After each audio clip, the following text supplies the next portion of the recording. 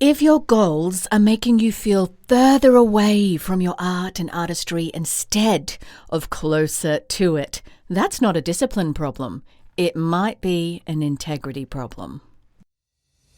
Welcome to the Healthy, Wealthy, Wise Artist podcast, where artists of all kinds come to fuel their passion, sharpen their skills, and thrive in their creative lives. I'm your host, Lara Pilcher, life and creativity coach and fellow artist, here to support you on your artistic journey. Whether you're a performer, writer, visual artist, or any kind of artist, this is the space for real talk, practical advice, and inspiring stories. Subscribe and join us each week for more inspiration and actionable insights to fuel your artistry. Let's dive in and get inspired. You're listening to the Healthy, Wealthy, Wise Artist podcast. I'm Lara Pilcher, ICF PCC Certified Life and Creativity Coach. I'm a performer, an author, a creative like you, and this podcast is where we talk honestly about what it actually takes to build a sustainable creative life in a noisy, very saturated world. And in this episode, we're talking about goal setting for artists and when it quietly starts to undermine the art itself. But before we dive in, I want to mention something. Today in the US is the day that Audacious Artistry is officially released. It was in the UK already, February 24th, and Australia. You are so close. But wherever you are in the world, Audacious Artistry, Reclaim Your Creative Identity and Thrive in a Saturated World is about your identity.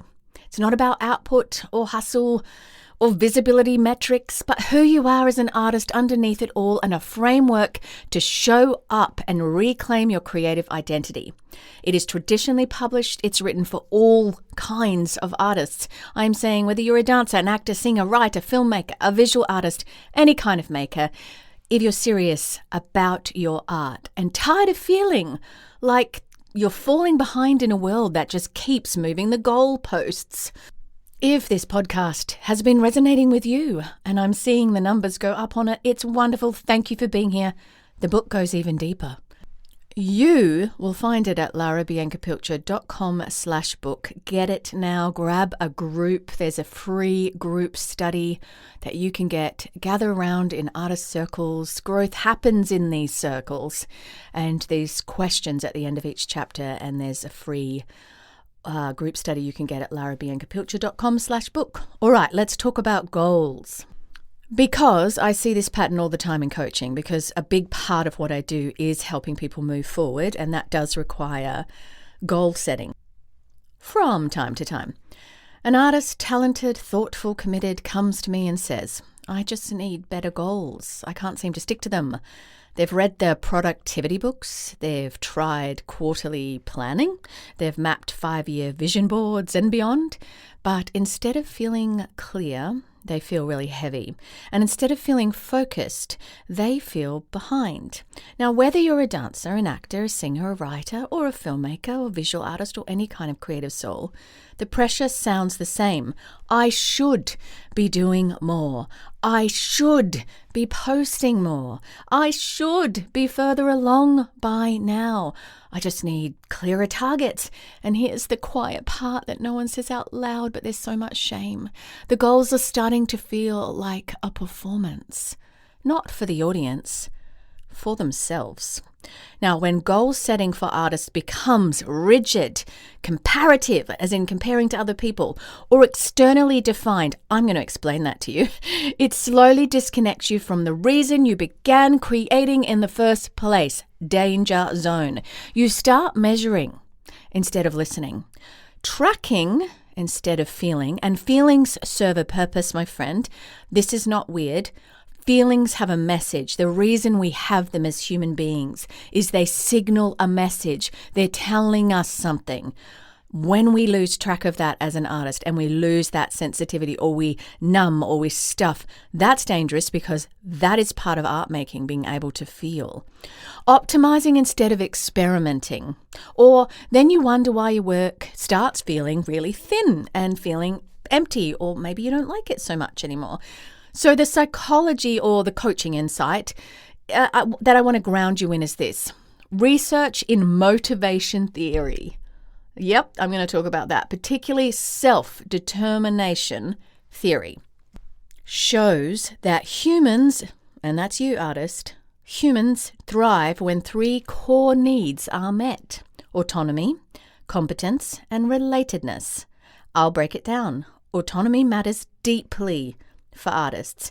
If your goals are driven primarily by external validation, audiences, the algorithms, the reviews, the listens, the likes, the industry milestones, the income timelines, the social comparisons, your nervous system, that's your fight, flight, faint, fawn, freeze, registers pressure, not purpose. And this is important because the shift is that goals themselves are not the problem. Misaligned goals are. So when creative goal setting is rooted in fear, and you might not realize you're doing this, but fear of disappearing, fear of irrelevance, fear of being left behind, fear of being too old, too young, losing your talent, not potent enough, your art becomes a strategy instead of an expression. A strategy to get self-worth, a strategy to be important, a strategy. But that is not what art is. It's an expression.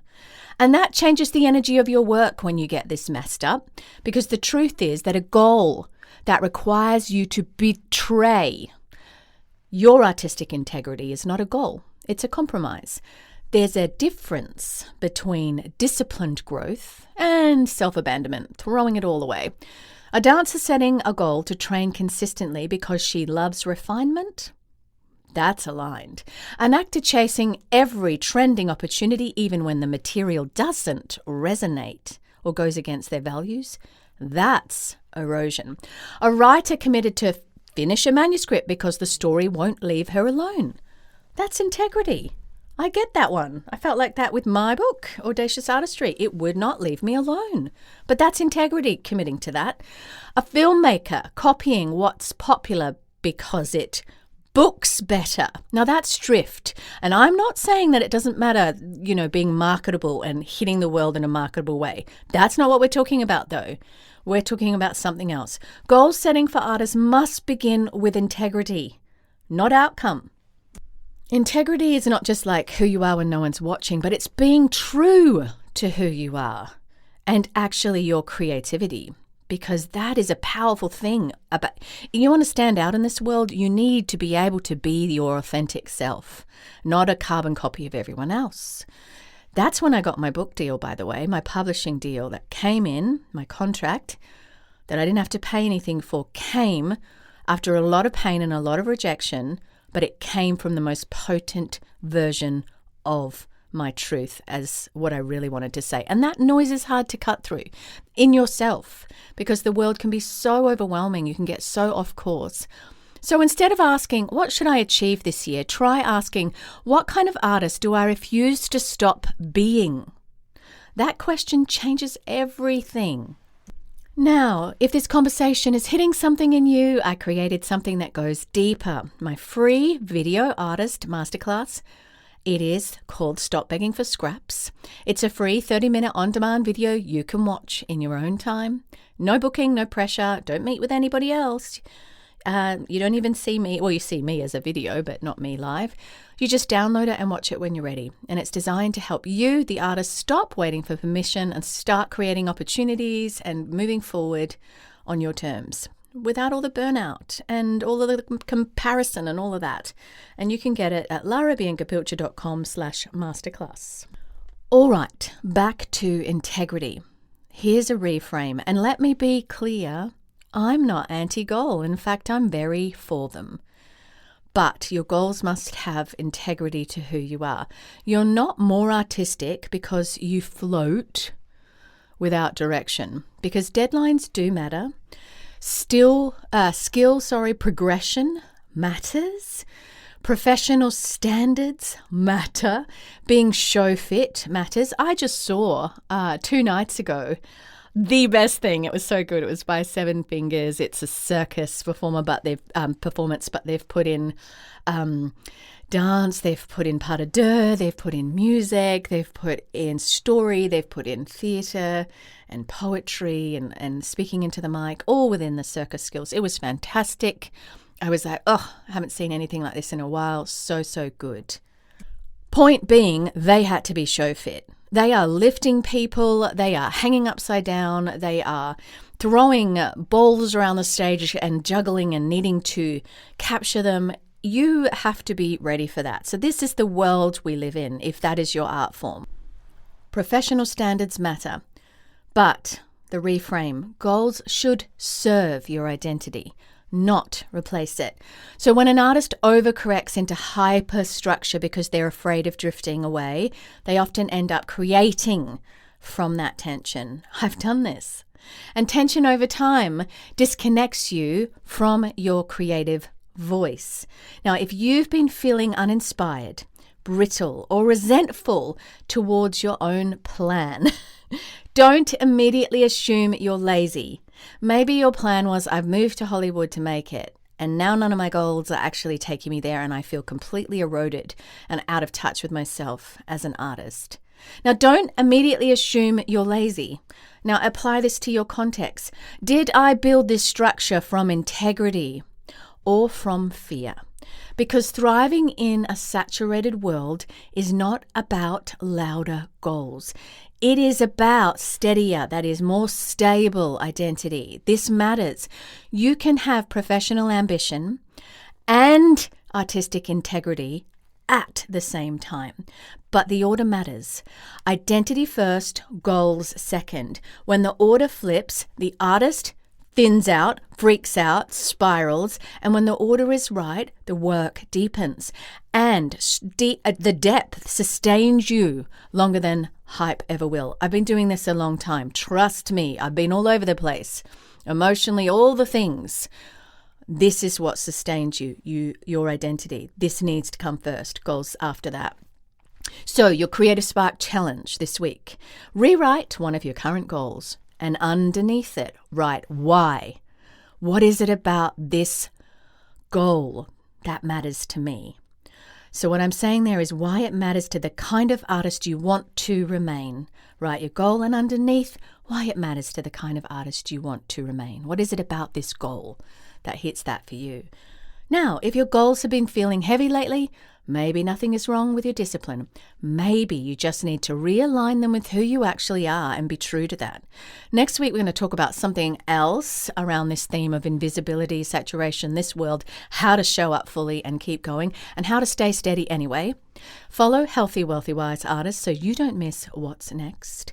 And for those of you who've been listening for a while, Andrew and I also host a relationship marriage podcast called Marriage, Intimacy and Healing with Andrew and Lara. We talk all about marriage and love and connection. It is so beautiful because honestly, when the home is thriving, you can just show up in the world in such a powerful way. And if you're building a creative life and a relationship at the same time, that conversation might serve you too. And you can find Marriage, Intimacy and Healing with Andrew and Lara wherever you listen to podcasts. Don't forget, friends, I offer lots of free resources at larabiancapilcher.com, from the book, which is on there, to coaching, but also there is the free masterclass and a few other resources, and there's a course, and there's all kinds of things. Go there if you haven't been there to check it out. But also I've got a bunch of live events all around the world. We're talking Australia, America, Europe. If you are in these places, head to larabiancapilcher.com, hit live events, and come and meet with me at one of these things. And don't forget, as always, I am with you on the journey. Bye for now. Thank you for tuning in to the Healthy, Wealthy, Wise Artist podcast. If you enjoyed today's episode, don't forget to subscribe so you'll never miss an inspiring conversation or actionable insight. You can read the show notes and learn more at larabiancapilcher.com. And be sure to share this episode with fellow artists who could use a little extra inspiration. Until next time, keep creating, stay audacious, and remember, your artistry matters.